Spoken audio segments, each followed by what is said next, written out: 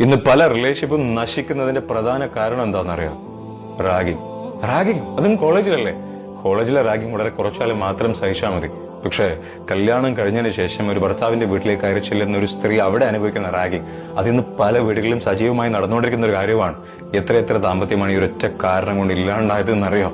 പല പെൺകുട്ടികൾക്കും ഇന്നും കല്യാണം കഴിക്കാൻ പേടി. ഇതേ റാഗിങ് പേടിച്ചാ. എന്റെ ചോദ്യം അമ്മായിമാരോടാണ്. ഒരു കാലത്ത് നിങ്ങൾ വെറുത്തിരുന്ന കാര്യമല്ലേ നിങ്ങളുടെ മരുമകളും നിങ്ങളെ കൊണ്ട് ഇന്ന് അനുഭവിക്കുന്നത്? എന്റെ മകളെ പോലെയാണ് അവള്, അതുകൊണ്ടാണ് ഞാൻ അവളെ ചീത്ത പറയുന്നത്. ഇതല്ല നിങ്ങൾ പലപ്പോഴായി പറയുന്ന ന്യായീകരണം. അവർ അപമാനിക്കുന്ന സമയത്ത് ഇതേപോലെ തന്നെ നിങ്ങളുടെ മരുമകളുടെ വീട്ടുകാര് നിങ്ങളുടെ മകനോട് പെരുമാറിയതിനു ശേഷം ന്യായീകരണം പറഞ്ഞാലോ, ഞങ്ങളുടെ മകനോട് പെരുമാറിയത് പോലെയാണ് ഞങ്ങൾ നിങ്ങളുടെ മകനോട് പെരുമാറിയതെന്ന് നിങ്ങൾ സഹിക്കോ? ഇല്ലല്ലോ. എന്താ ഡബിൾ സ്റ്റാൻഡേർഡാണോ?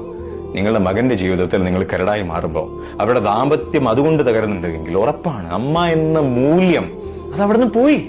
അവനൊരു നല്ല വ്യക്തിയായി ഭൂമിയിൽ ജീവിക്കണമെങ്കിൽ ഉറപ്പാണ് കെട്ടി